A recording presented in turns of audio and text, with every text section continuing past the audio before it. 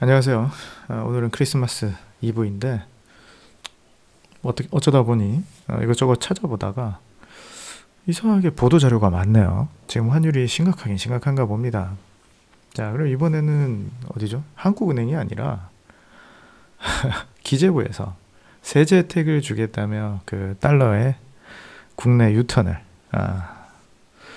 동렬을 촉진을 시키려고 합니다.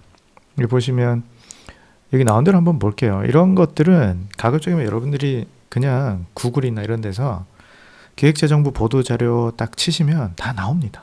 나오고 이런 게 무슨 말인지 모르겠잖아요. 요즘 AI 좋잖아요. AI한테 이게 무슨 의미니라고 이렇게 해석을 해달라고 하시면 됩니다.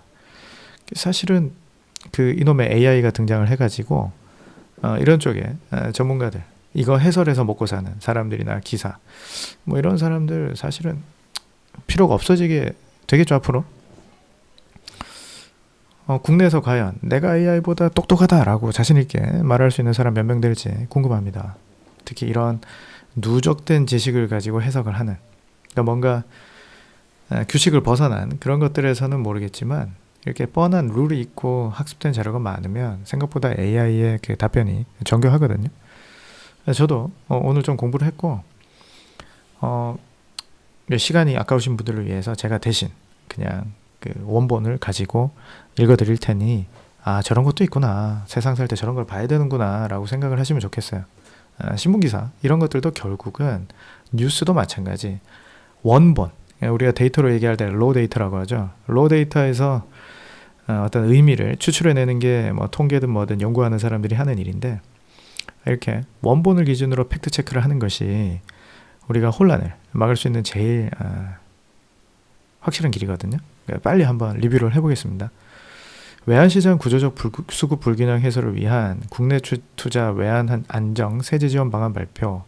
구조적 수급 불균형을 해소를 하려면 일단 이건 제목부터가 좀 잘못 지었는데 구조로 바꾸면 되잖아요. 왜 이렇게 땜질식으로 하냐 이거지. 볼게요. 첫 번째 뭘 하겠다라고 했냐면 국내 시장 복귀 계좌에 대해서 이름도 좋아. Reshoring Investment Account RIA 뭐 말 갖다 붙이는 거 하는 게 이 사람들 전문 분야인 것 같습니다. 뭐 있어 보이나 이러면 해외 주식을 매각하고 원화로 환전해서 국내 주식에 장기 투자 1년 동안 여러분들이 넣어두시면 근데 전제 조건이 있습니다. 항상 전제가 중요하죠.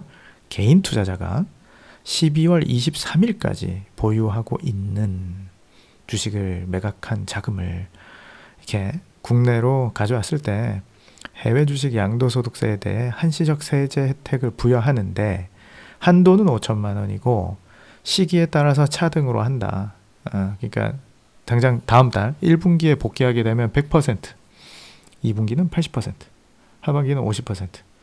자, 이런 식으로 세금을 좀 줄여줄 테니까 들어오세요라는 거죠. 1년입니다. 영구히 가는 거 아니에요? 그럼 이게 구조적인 개편입니까? 땜빵이지? 땜질이지? 2번 개인 투자자용 선물한 도입 및 환해지 시 양도소득세 공제 신설. 말이 어렵죠. 일반 투자자 중에 과연 선물한이 뭔지 알고 하는 사람 몇 명 될지 정말 궁금합니다. 제가 2008년에 리만 사태 왔을 때 펀드가 다 그때 그 한창 유행했던 미래에셋증권 차이나 솔로몬 수익률이 반토막이 나서 그때 이제 원화로 투자했던 펀드는 반토막을 맞았고요. 그때 달러로 투자한 외화 펀드는 수익률은 까였지만 그때 제가 뭘 했었냐면 환율 1,600원에 선물한 계약을 걸어가지고 1년 뒤에 환차익으로 펀드 손실을 완벽하게 복구했던 기억이 나거든요. 근데 이게 선물한 매도 상품 이걸 한다라고 했을 때 저기 보시면 환해지 상품 매입액의 5%를 해외 주식 양도소득세 계산 시 추가 소득공제를 한다. 이거 잘 보셔야 돼요. 소득공제하고 세액공제가 같나요? 세금에서 500을 까주겠다는 게 아니라 과세 표준을 500만 원 줄여주겠다는 거죠. 그러면 고액연봉자 같은 경우에 저 500만 원 줄어서 과표 구간 한 개 떨어집니까? 그런 분들이야 뭐 메리트가 있겠지만 그게 아니면 글쎄요. 그죠? 그러니까 직접 가져오지 않을 거면 선물한 계약이라도 해서 안정을 시켜달라 이런 거고요. 그 다음에 이 세 번째가 핵심인데 이 정부도 노력을 했겠죠. 사실 이게 좀 약간 꼼수입니다. 자, 개인들에게는 찔끔 저렇게 혜택을 주죠. 1년 한정으로. 지금 이게 뭐냐면 이게 구조적 변경입니다. 이게 뭐냐면 기업이 해외 자회사로부터 받은 배당금에 대해서 이중과세 조정을 한다는 건데요. 그러니까 이런 거예요. 우리나라 기업이 외국에 자회사를 만들었잖아요. 그럼 거기서 돈을 벌어요. 그럼 세금을 그 나라에 냅니다. 외국에. 그럼 세금을 내게 되면 국내에 모기업 있죠. 그 모기업은 그 세금을 내고 난 순이익에서 배당금의 형태로 가져온다 이거죠. 근데 문제는 그 나라의 세금을 내고 배당으로 가져오는데 국내에서 또 그 배당금에 대해서 법인세를 매겨버린단 말이에요. 이중과세죠. 그죠? 우리나라는 이런 거 많잖아요. 상속세가 똑같은 거잖아요. 내가 세금 다 내고 힘들게 모은 돈을 자식에게 물려줄 때 네가 한 30억 물려줘? 그럼 절반 세금. 이런 나라지 않습니까? 그러면 뭐 소득세 내고 뭐 상속세 내면 실질적으로 우리가 세금을 한 7, 80 내는 거기 때문에 그러니까 지금 고액자산가들은 이민 가는 거 아닙니까? 이런 걸 고쳐주는 게 구조적 어떤 개선인 겁니다. 지금 저걸 보시면 지금 세계 중에 핵심이 기업들 입장에서는 좋은 거 아니에요? 외국에서 번 달러를 지금까지는 한국으로 송금을 하게 되면 법인세로 일정 부분이 까였단 말이지. 근데 이건 어떻게 되는 거예요? 그냥 가져와 이거죠. 세금 안 때릴게. 지금 환율 급하다. 도와줘. 이런 거죠. 자, 이게 뭐냐면 정부가 항복을 한 거죠. 지금 그 외환 시장에 대해서.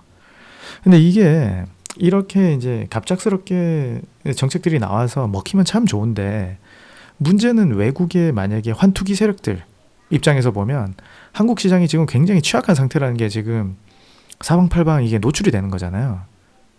근데 여기서 기업들이 협조를 해서 안정이 되면 참 좋겠죠. 뭐 한 1,300원까지 내려갈 수 있다면 1,200원까지. 근데 그거 안 될 것 같고. 그렇게 했을 때 누군가가 그냥 작정을 하고 한번 해보면 환투기로 공격을 하면 어떻게 되는 거예요? 우리 디펜스 할 수 있나요? 그럼 보유한 미국채 다 던질 수 있는가? 아니 이렇게 할 거면 뭐하러 해외 직투 계좌를 열어줍니까? 그게 정말 국민들을 위해서 열었을까요? 증권사 수수료 수입 올려야 되겠지. 우리 해외 주식 해보면 수수료 세잖아요. 그리고 고액자산가들 국장에서 먹을 거 없으니까 미국 투자하려고 열어준 거 아니에요? 이런 비판적 사고를 하게 된다면 어떻게 되냐면 이거는 정책이 개인을 위한 거라기보다는 기업들한테 굉장히 유리한 거다라는 게 됩니다. 뭐 어떡하겠어요. 그들이 기여를 해주신다면 이 정도 프리미엄이라 그래나? 뭐 어떤 메리트는 드려야 되겠죠. 그죠? 자, 근데 여기서 나온 게 지금 다 세금을 감면해 주는 거잖아요.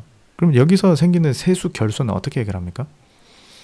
아니 확장 재정을 하고 이렇게 하니까 환율이 튀는 건데 확장 재정을 하는 사람들이 지금 받을 세금을 줄여주게 되면 그 세금 결손은 또 적자 국채를 발행합니까? 아니, 그러면 정부는 계속 어떻게 돼요? 부채가 늘어나잖아요. 그럼 이게 선순환 구조로 진입할 수 있는 건가요? 악순환이 되는 건가요? 이런 생각을 좀 해보셔야 됩니다. 자, 그러면은 아까처럼 개인 입장에서 이게 정말 메리트가 큰 거냐? 계산을 다들 해보시겠죠. 저야 뭐 돈이 많이 없어서 메리트가 없지만. 네? 이게 딱 약점 노출된 거니까 작정을 하고 이제 달러를 오히려 이렇게 외환 시장이 안정될 때 더 환전을 하려는 세력들도 생기지 않겠어요? 네. 전 그렇게 생각이 됩니다. 그래서 이게 사람들이 해외로 나가는 근본적인 이유가 기대 수익이 미국 주식이 높고 미국 시장의 신뢰도가 우리보다 높고 자본주의 제도가 훨씬 좋죠. 그죠? 수익을 마음껏 추구하게 하니까 네가 규칙만 지키고 세금만 내면 네가 먹을 수 있는 만큼 네 능력대로 먹으라는 게 미국 시장 아닙니까? 그러니까 그리고 미국의 성장성, 어떤 기술 혁신 뭐 이런 건데 이런 걸 고칠 생각을 해야죠. 아까 제가 말씀드리려다가 이제 설명을 다 했는데요. 이런 용어 입금 불산임률 되게 어렵지 않습니까? 이게 뭐냐면 수익금에다가 비과세 혜택 주겠다는 얘기거든요. 그러니까 수익으로는 매출액이나 이런 데는 쳐주는데 우리가 세금 산정할 때는 돈은 벌었지만 공제해줄게 이런 거예요. 이런 거. 그리고 이게 보시면 입금 불산임률이 95%에서 100%잖아요. 그러면 이게 5% 때문에 안 들어오던 돈이 들어오나요? 사실 저희가 가진 정보보다는 우리 대기업들, 글로벌 기업들이 가진 글로벌 경제 시장에 대한 어떤 안목이나 이런 것들이 훨씬 더 정확할 텐데, 이거 먹자고 들어올까요? 아니면은 그 달러 자금을 미국에서 굴려서 복리 투자 이런 걸 해서 그냥 미국에서 계속 키울까요? 저 같으면 그냥 안 들어오겠는데요. 이렇게 되니 전공법을 써야지 이렇게 자꾸 그 뭔가가 무서워서 자꾸 땜질식으로 돌아가면 근원적인 그 해법이 되지 않는다. 아무튼 이게 약발을 받아서 환율 시장이, 외환 시장이 안정되면 좋겠지만 과연 어떻게 될지 지켜보셔야 될 것 같습니다. 개인 투자자들 해외 주식 보유 잔액이 뭐 1611억 불이라고 하는데, 우리 한은의 외환 보유고가 한 4,300억 불 되거든요. 합치면 한 6천억 불이에요. 저걸 둘 다 합치면. 글쎄요. 저게 다 들어오면 의미가 있겠지만, 제가 봤을 땐 이게 그렇게 큰 메리트인가. 그리고 이제 우리가 이 현 집권당 민주당에 대한 안 좋은 추억이 있잖아요. 불과 몇 년 전에 금투세를 추진하던 정당입니다. 그럼 자, 이게 정말 최악의 경우를 한번 생각해 볼까요? 개인 입장에서 이번에 해외 양도소득세 20% 깎아준다라고 합시다. 조삼모사 기억나시죠? 다시 나중에 금투세 매기면 어떡할 거예요? 자, 외국에 나가 있는 돈을 불러들여요. 그래서 가두리를 칩니다. 그래서 5,000피를 만들어줘요. 그래서 이제 아이고, 그 뭐죠? 해외 주식 양도세 20% 감면 받고 지수가 4,000에서 5,000을 가서 평균 20% 수익을 더 봐요. 25%를. 그러면 우리 한 40-50% 먹는 거죠. 1년만 보유하면. 이해되시죠? 그러고 나서 지방선거 이기고 내년에 좀 시간이 흐른 다음에 세수 부족을 이유로 더 이상 그런 거 있잖아요. 언제든지 정치인들이야 말을 바꾸니까 뭐예요? 국가 재정이 너무 안 좋습니다. 더 이상의 적자 국채 발행은 무리입니다. 세금을 좀 올려야 될 것 같은데요. 그죠? 그러면 들어왔던 돈이 1년 뒤에 바로 빠져나가면 외환위기는 내년 말에 오는 겁니까?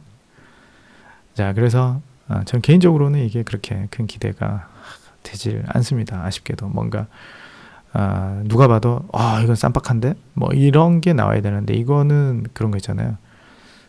뭔가 잡기술이란 잡기술은 다 긁어 모으고 있는 그런 느낌? 핵심은 건들지를 못하고 누군가가 손해를 보니까 그렇겠죠.